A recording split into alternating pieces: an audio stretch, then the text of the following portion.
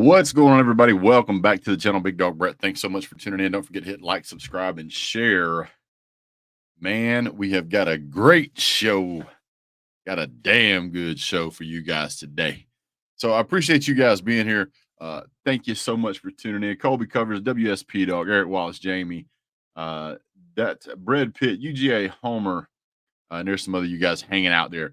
If this is your first time on the show and you last more than a few minutes, go ahead and hit the subscribe button. We know you guys appreciate the content around here. Thank you so much for being here, being in tune for a wonderful off-season video.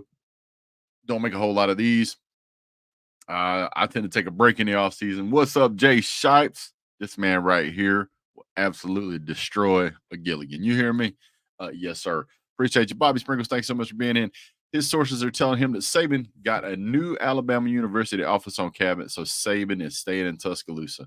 Yeah, we'll go along with that. UGA with another number one recruiting class, absolutely as to be expected. So, guys, we're gonna make a little bit of change. We're gonna make a big change to the channel here, guys.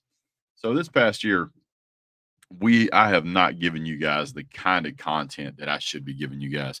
I have not been putting out the kind of energy that I really want to put out for you guys. So we're gonna turn it up. We're gonna crank it up. We're gonna take it to 11, and we're gonna hand you guys some of the best content, energy wise at least, that you're ever gonna find on YouTube. So without further ado, let's get into the show. There's a lot of talk out there about how Nick Saban is retiring. A lot of people upset about how he retired and what it did with the guys in the transfer portal. Hey, guys, transfer portal is going to open up again here in a few months. So let's not get overly excited about that. Yeah, I disagree with the way he did it, but what else can you do? The guy has been around for a long time. He's absolutely the best that we've ever had in college football. College football is worse off than it was 3 months ago. We are losing a legend. He's going to be around. He's going to be here and there, but you're not going to have that same effect that he had on college football. He brought a lot of attention to not just college football, but also in Alabama fans, brace yourself, drug Alabama up out of the depths and put them at the tippy top for a long time. So you got to tip your hat to the guy. Absolutely incredible performance as far as a coach goes. Throughout the years, he will forever be remembered almost as synonymous as Bear Bryant. So that having been said, I think Nick Saban is a better head coach than Bear Bryant. The blasphemy. Well, I'm telling you, to do what he did in today's modern college football with the way everything evolved, absolutely incredible. So, yeah. So shout out to a few more people that's tuned in so far. Bulldog JC, thank you for being here. 225 Girl, Pastor Dave, Jamie, and a few others. Thank you guys so much for being here. Guys, brace yourself for impact. The ship is going down. Alabama fans, I got some hard truth for you. And I know you guys will show up down in the comment section because you like to tell me down there that I don't know what I'm talking about. And that's fine. I'm going to go ahead and tell you guys right now. The ride is over. Okay. Nobody can do it. Nobody can do it the way Nick Saban did it. And if you are an Alabama fan who's expecting for this ship to just hook up and keep going like it's been going, listen, the thing I've been hearing for Alabama fans for years, the thing I've been hearing for Alabama fans for the past 10 years is that trust the process, trust the process, trust the process just left. It left. It's gone. For those Alabama fans that are sitting around thinking that Nick Saban is going to be this guy who's going to be hovering in the background, no, that's not how he works. This guy is an absolute animal in a great way to do things the way he wants them done. He's not going to sit back and play second fiddle and just provide suggestions. Now, I'm sure if coaches reach out to him and ask him questions, he'll be like, yeah, yeah. But he's not going to be on campus every day. If he was going to be on campus every day, guys, he never would have quit. Retire, fade into the background, whatever. Listen, Nick Saban, he gone. He gone. Guess what else is gone? The Alabama program standard that you had left. Now, there's a lot of Alabama fans jumping up and down. Yay, we hired Kalen DeBoer, whatever you want to call him. We're going to call him DeBoo. DeBoer, for those that's jumping up and down, you guys, you ain't done did your homework. You ain't done did your homework. And here's why I say that. Okay. This guy's head coaching record, he coached for 5 years in Sioux Falls. Sioux Falls, South Dakota. Had a great record out there. 67-3. Guys, it's Sioux Falls. It was the Great Plains Athletic Conference. I guarantee you there is no more than 3 people that are going to watch this video that have ever even heard of that conference. I've been in college football for 20 years. I think I've heard it mentioned twice. Then he goes over to the Mountain West Conference in 2020. By the way, took an 11-year hiatus, goes over to Fresno State. First year, 3-3, 50%, tied 5th in the, well, okay, whatever. Next year, Fresno State, 2021, goes 9-3, has a combined record of 12-6 in the past. Let's see. Well, in those 2 years, it was 12-6. Okay. Then he gets a head coaching job at Washington. In 22, he coaches at Washington. He goes 11-2. Outstanding job. Won the Alamo Bowl. And then this year goes out and wins the Sugar Bowl, lost a national championship, but hey, great performance. When I tell you guys this guy is in over his head, he is absolutely in over his head. How's it going, Stingray? Zephyroff. Kalen DeBoer, never heard of him. Never heard of him. Guy goes out there, has a moment of awesomeness. This guy, let me put it to you this guy. Let me put it this way. This guy has 2 10-plus win seasons in the past 15 years. Only 2. He has 0 national championships in a Power 5 conference. He has 1 division championship in the past 15 years. And Alabama fans are hanging their hat on this guy, saying he's gonna upset Lane Kiffin. He's gonna upset Brian Kelly. He's gonna knock off Josh Heupel. He's gonna take down Kirby Smart. Listen, this is insanity. This is insanity. Bama fans need to wake up and realize that the ride's over, guys. The ride is over. They wanted Dan Lanning, couldn't get him. They offered it to a couple other guys, couldn't get them. And then this guy shows up in the middle of the night. Where's my coffee? I would have taken just about any other coach that had won a national championship over this guy. He has 0 ties to the SEC that I can find. He's coached at Washington, Fresno, and Sioux Falls. Guys, none of those are even a 10-hour drive from the Southeastern Conference, and most of them are more than 24-hour drives.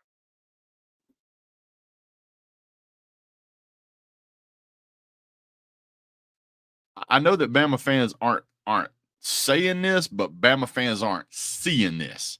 They see a coach that they thought did really well. 99% of Alabama fans never heard of Kalen DeBoer before this year. Never heard of him. Most football fans had never heard of this guy before this year. But everybody's jumping up and down talking about what a great hire this is. You guys better pump your brakes and pause your expectations, because this thing's going in the ditch. It really is. What does this guy know about coaching SEC players? I can't find anything. I can't find anything.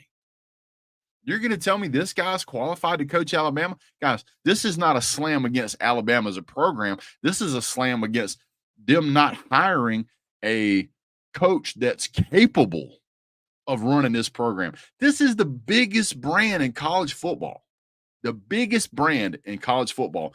And you hired a guy who has 2 10-win seasons in the past 15 years. Does that make any sense? No, it don't make any sense at all. You guys couldn't talk to Ryan Day. You couldn't talk to Mike Novell. Hell, you might as well have talked to Lane Kiffin. I don't get it. I don't get it. This is a bad hire. This is a bad hire. If I'm wrong, I'll come back and eat my words. I don't have a problem with it. I'll say I'm sorry. I'll say I was wrong, just like I said I was sorry and wrong whenever about Stetson Bennett. But guys, this this is unacceptable. This is unacceptable. Now, as a Georgia fan, here's what I got to listen to. When Georgia goes out there, Kirby Smart was giving Nick Saban a run for his money. Yep, we lost a couple of games, but I don't think but all but one of those games was a one-score game.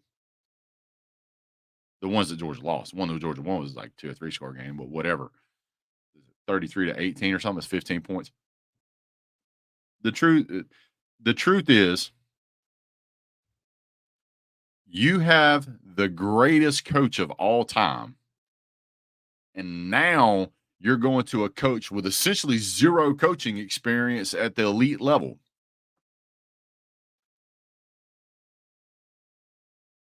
This is embarrassing.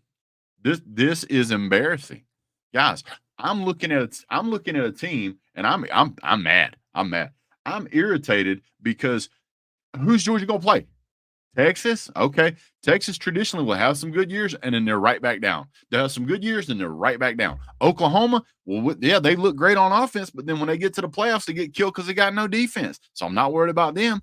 LSU, they're trying to figure out what they're doing. Florida's a dumpster fire. Tennessee's probably the closest thing we've got anything to worry about. We just beat the brakes off of Ole Miss. Missouri's supposed to be coming up, but Georgia dominates them. South Carolina's never going to be an issue. Neither is Vanderbilt, Texas A&M. They don't know what they're doing. So, I mean, what are we talking about? What are we talking about? We're talking about a Georgia program that's fixing to start absorbing all of the, I won't say all, I'll probably say even if it's 25 to 30% of the talent that was going to go to Alabama is going to end up going to Georgia. And you're going to see Georgia become the powerhouse and wreck everything the way Alabama used to before Georgia showed up on the scene with Kirby Smart.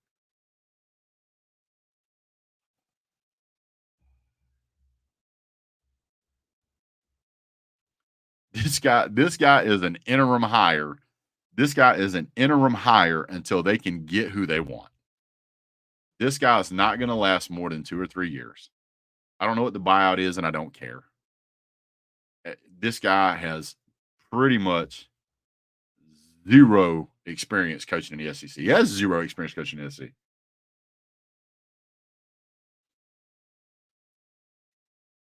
Who let me all right, so here's the question, right? And I'm gonna put up a poll later. I'll figure out how to do it. If you had a choice right now of any coach in college football to go coach Alabama, give me a list of 10. Kalen DeBoer is not on it. He's not. He's not. Here's the coaches, and we all know it. Here's the coaches that you would start out with. You would start out with Kirby Smart. We heard that immediately. Oh, Kirby Smart. What's the next one we heard? Dabo Swinney, Ryan Day. I heard a few people say Jim Harbaugh, but not really. Brian Kelly got thrown in there. Mike Novell got thrown in there. Then you got Dan Lanning was one of the first names thrown out there. Some people even said Butch Jones, but I'm not going to count that one because that's ridiculous. Who else was there? Lane Kiffin or Brian Kelly. I said one of them, but didn't say the other. So there. So that's 7, right? All right. Let's see who else. Steve Sarkisian. There's 8. Brian Harsin. There's 9. Luke Fickell. There's 10. Didn't even get close to Kalen DeBoer. Didn't even get close. There is a difference between playing in the Pac-12 and playing in the SEC 99% of the time. 99% of the time. Bama should have beat Michigan. And if Bama would have beat Michigan, they absolutely would have beaten, in my opinion, Washington. But they screwed it up on a bonehead play. Michigan practically boat raced Washington.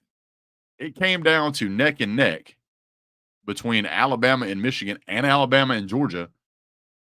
And then they boat raced Washington.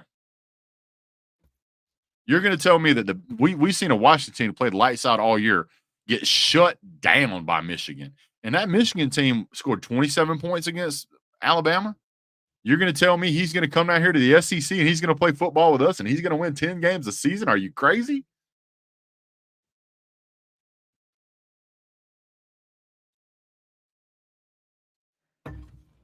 So let's talk about the other side. Let's talk about it. By the way, if you've made it this far in the video, go ahead and hit like and subscribe because the content's going to be like this. I don't care what any talking head tells you. I don't care what they say.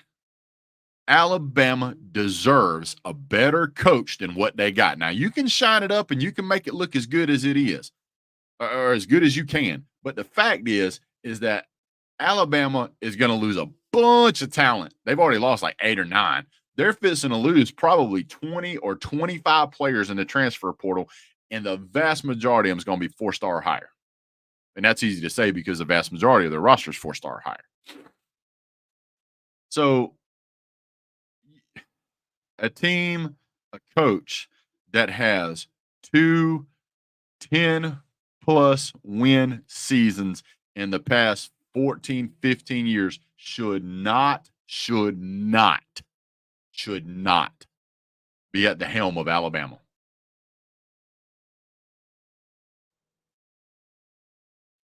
There is a mountainous difference between the talent at Alabama and the talent at Washington. Thanks, Logan. Appreciate you, man. There is a mountainous difference between the talent at Alabama, Georgia, Washington. Okay. No, there's going to be a lot more because Nick Saban didn't come out. He didn't come out and tell those players. He didn't come out and tell those players he was leaving. No, because I promise you, if he had told those players, you'd have seen it. You'd have seen it. You'd have seen it. You'd have heard it. There'd have been people. There'd have been 25 players jumping in that transfer portal. They didn't know, and by the time they found out, the transfer portal was already closed. Unless I'm mistaken. So what you're fixing to see when that transfer portal opens back up, there's going to be a flood of Washington players. I guarantee you there are players right now that are already talking to other teams. Not to mention all of the recruits that signed up to go to Alabama as a recruit that just found out, and now they're going to go. They're going to go somewhere else now because Nick Saban's not there. Then you got to get this guy to come in and try to press his credentials. Look at what it took to get those players to go to Alabama whenever you had Georgia, Michigan, Ohio State, USC, Texas, Oklahoma, LSU. Those teams were vying for those players. Those teams have much better coaches than Kalen DeBoer. Kalen DeBoer, in my opinion, is a flash in the pan. This is going to be over with soon.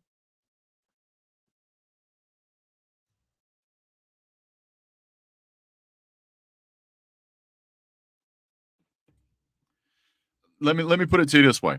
If a guy tells me he can fly and I throw him out of an airplane and he ain't got no parachute, I don't have to give him a chance. I'm going to say he's pretty well flat before he hits the ground. He's flat. I love college football. If you told me tomorrow that I was going to coach Vanderbilt, I would lose worse than they're already losing. I know I'm not qualified.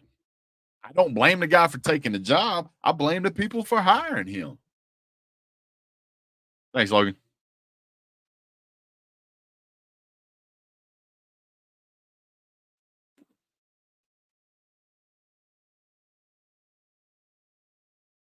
I'm absolutely well. So all right. So let's flip the coin here. Let's look at what's about to happen.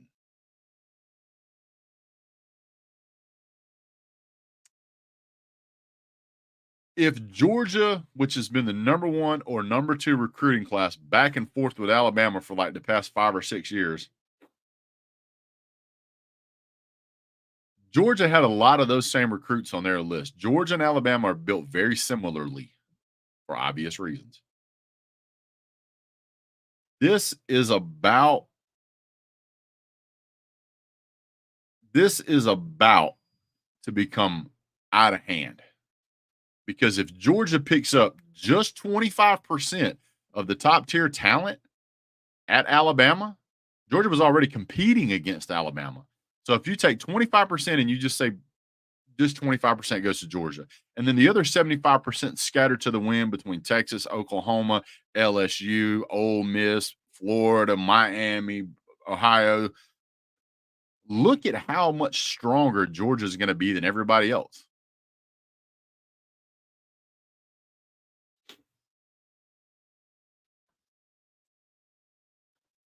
I'm with you. This is what's supposed to happen. There's going to be Alabama fans that are defending this guy. And hey, that's fine. I get it. He's your coach. Defend your coach. I get it. Give him a chance. Yeah, I get it. Okay, that's fine. Um, how's that worked out for some of these other programs like Florida, Miami, FSU? FSU will be a 6-6 team next year at best. At best, 6-6. So I just don't.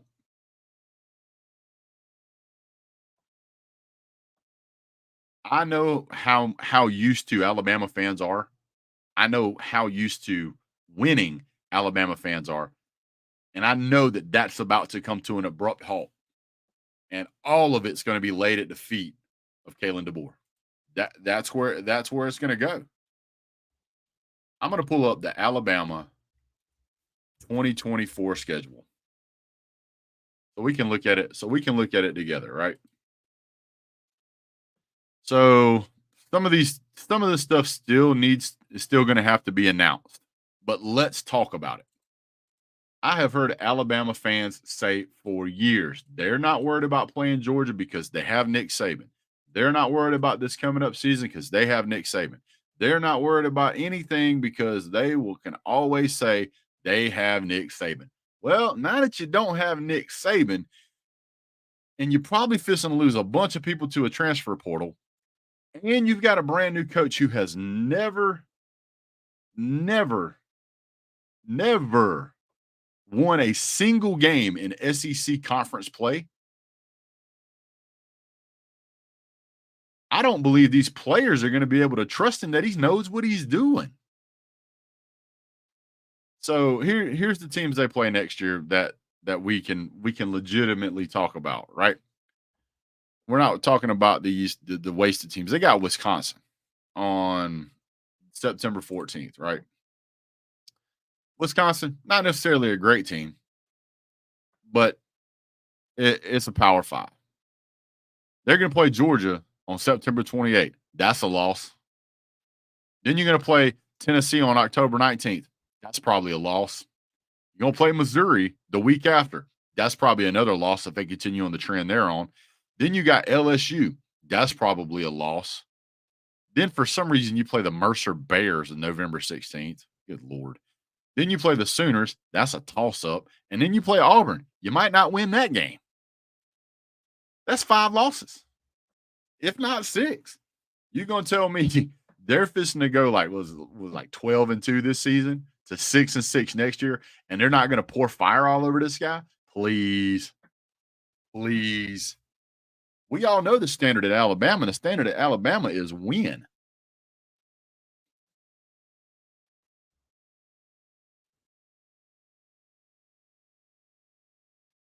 You're right. Brian Kelly did get a lot of help from a Heisman Trophy quarterback, but can't you also say that he was good enough of a coach to go get a Heisman winning quarterback? I mean, it's going to be rough, dude.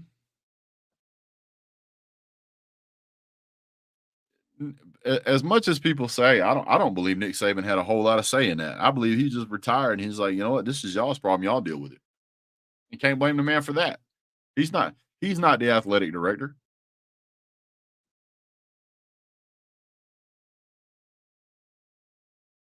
See, this right here is what's going to be a rude awakening.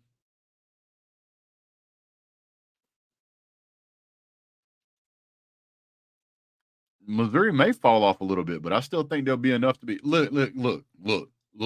Okay, let me put it to you this way. Kirby Smart came to Georgia his first year. Kirby Smart comes to Georgia, and the roster's stacked.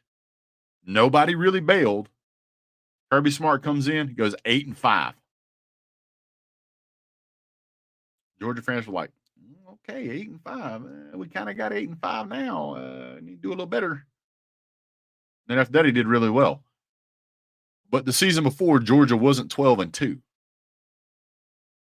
Two. I mean, didn't win the SEC championship the season before. I'm just telling you. I don't disagree with you, Jay. I think that's highly possible. I think that's highly possible. Well, here's what we'll do. I I look at the resume and I go, what are we looking at? What are we looking at?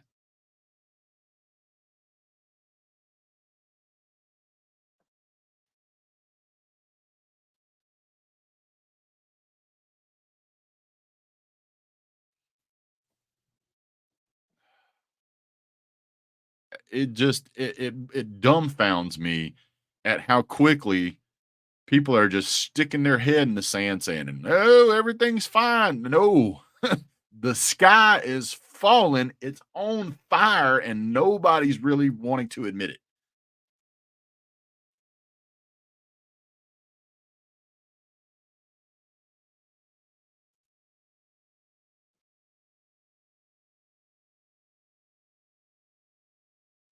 Miss Maria, I appreciate the enthusiasm, but I'm going to be honest with you. Looking at everything that I have seen so far, I see onesies and twosies where he has beat some Georgia teams here and there, but I don't see this being a routine recipe for success.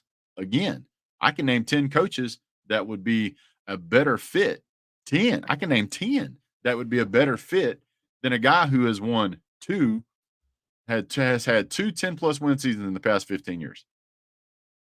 And they're not even in the SEC. Nope. Nope. He may be an advisor, but he's going to be hanging out with his grandkids and on boats, man.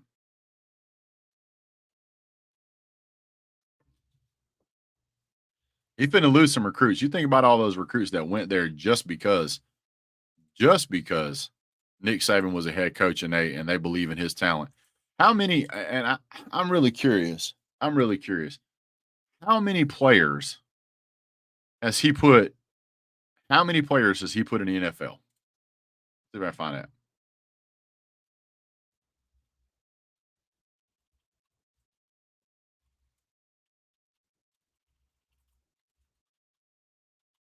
I didn't even think to look this up. So he'll have a total of what? 8, maybe total 8.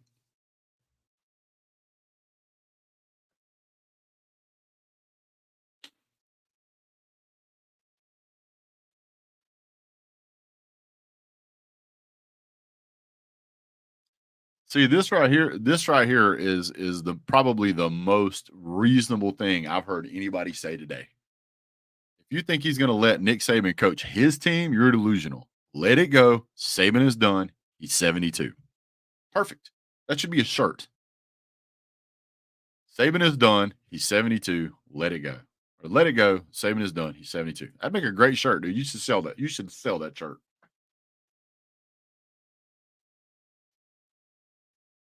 This is also 1000% true. If you watch the interview with Nick Saban, he said he's tired. He said what Rick said when he got tired of the grind and couldn't handle it. He quit. And I'm not saying quit in a derogatory way. He quit because it was time. That's like saying, I quit at 5 o'clock today. Well, yeah, it was 5 o'clock. He was supposed to quit. He's 72. He should have quit 4 years ago and enjoyed more of his life. I'm not saying that because I dislike Nick Saban. I really like Nick Saban. The sport is worse off now that he's out of it. But I really want the man, because I respect the fire out of him, to enjoy his what life he's got left. Now the guy may live to be 95, but he's 72. He ain't gonna be out there running laps at the at Tuscaloosa at the football field. No.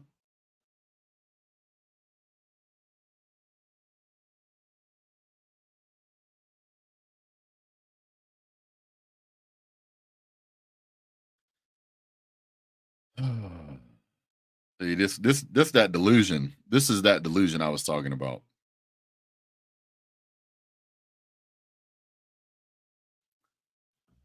NIL has ruined the sport to a point. I agree.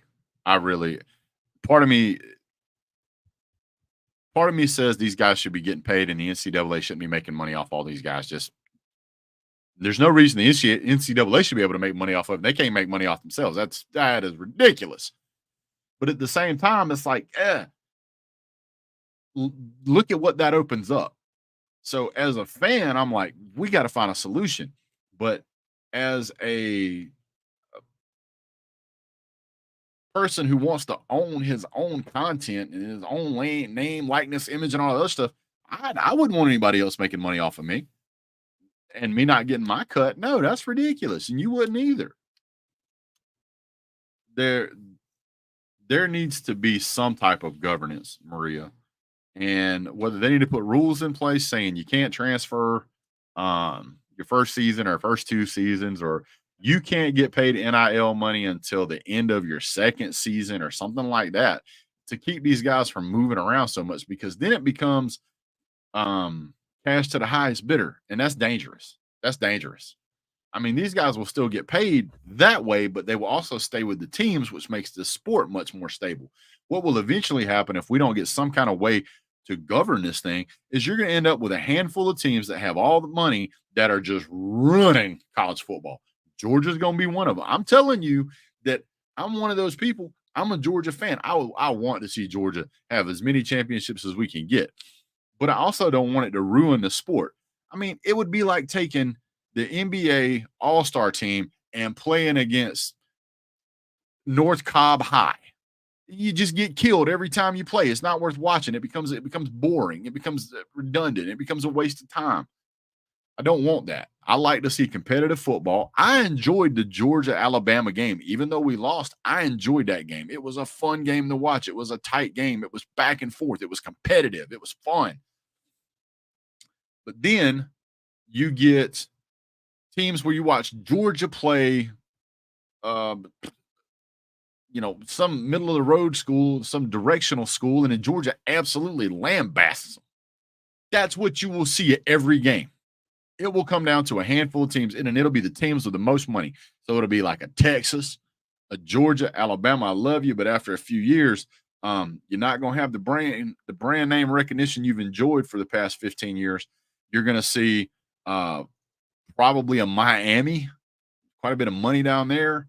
You're going to see an Ohio. You're going to see a Michigan. You're going to see an Oregon. Lord knows they got a lot of money. And you're going to see California teams, Texas teams, California teams, and then the other ones I mentioned. That's what you're going to see. That's what you're going to see.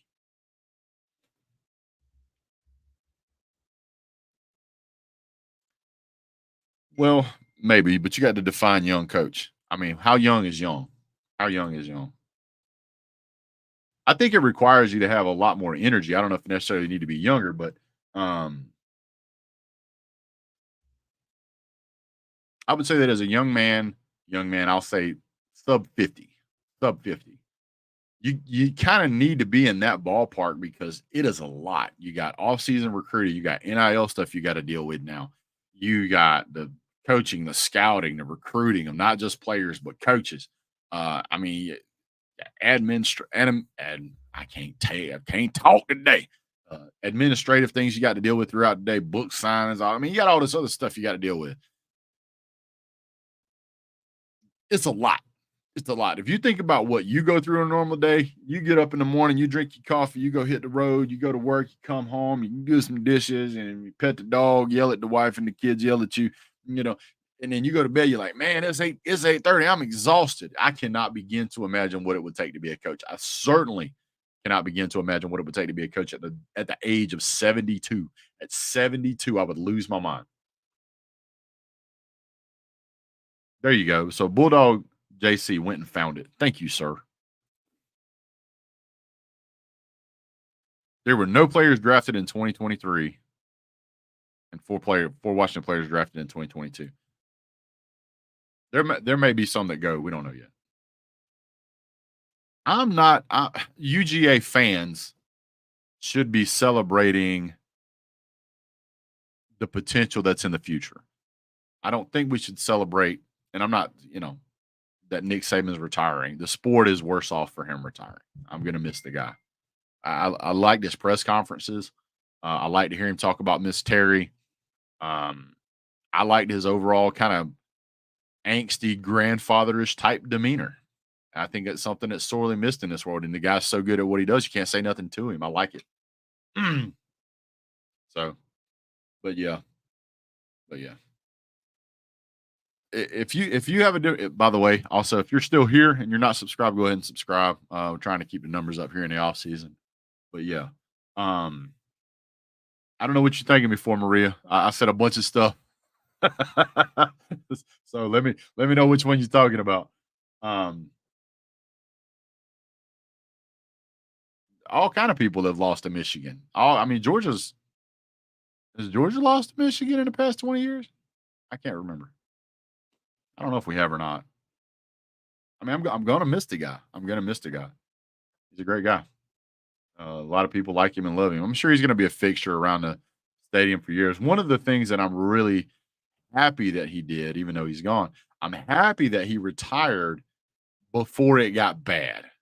Before he had like a 6-6 season, it kind of tarnished his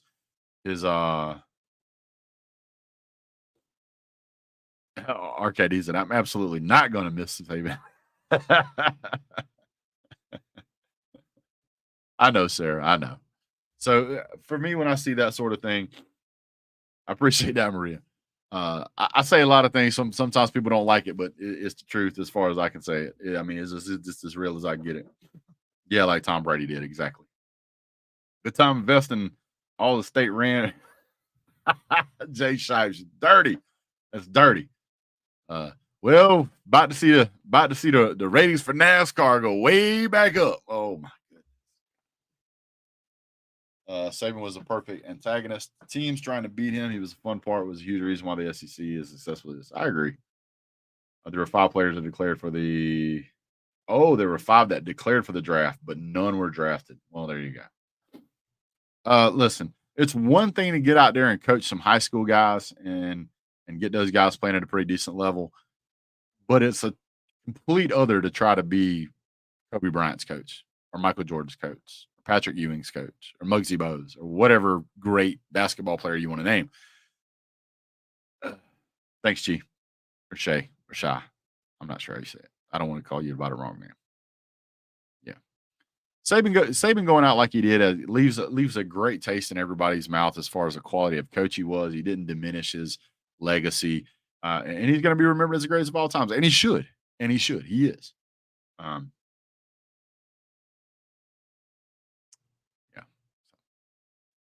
Well, guys, that's pretty much it for today. I just wanted to give you guys some feedback on this. I really, honestly, truly think this is a bad hire.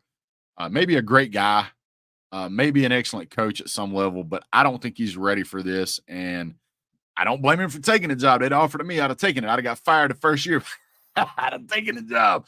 So, but yeah, I appreciate you guys being here. Don't forget to hit like, subscribe, and share. Thank you guys so much for tuning in. Look forward to seeing you guys again real soon. We'll be doing some more videos like this and anything else I can say to make you guys want to subscribe. Hey, yeah. All right, guys. I appreciate you being here. Phone's blowing up. People don't like what I have to say. It's okay. I'm used to it. You guys have a great day. God bless.